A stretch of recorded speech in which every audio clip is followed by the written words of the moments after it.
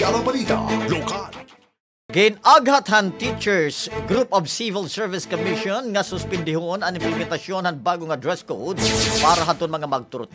Ini sumalahan grupo diri daw angay mapaso nga panahon hanasod ang bagong nga dress code nga kadugangan ini nga gastos para haton mga educators.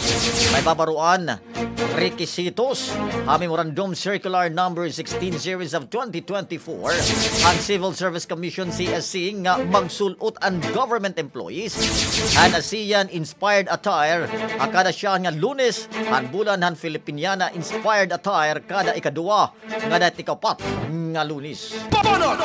Waray pa pagtalapas ang rules and guidelines ang Commission on Elections aton mga nagsasarang mga posters sa mga politiko hapang publiko nga lugar.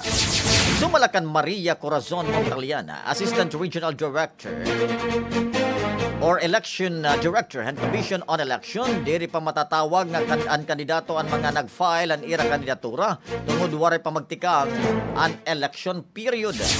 Gindugang pa ni Montaliana nga waray pa ang mga ini mag-commithin mga violation kuluyuhan mga poster sa karsada ng mga patalastas bisan diri pa nagtitikang an election campaign period.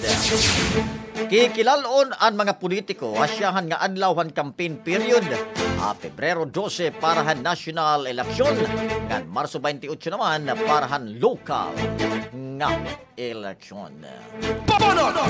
Nagpapadayon niya na ang medical and surgical screening ang Eastern Samar Provincial Hospital.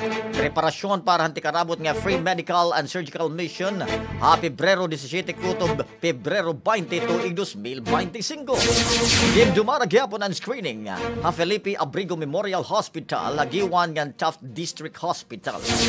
Pagkaya na Shin nga mga priority members na anay pandistribuer na mga pasyente nga pumila samtang kada usa nga mga nakakuha hin priority number in kinahanglan magsumiter hin photocopy hin government issued ID kat parahan mga baby or individual nga waray ID in ginaabi-abi ang mga kag-anak nga igpa photocopy an ira live birth.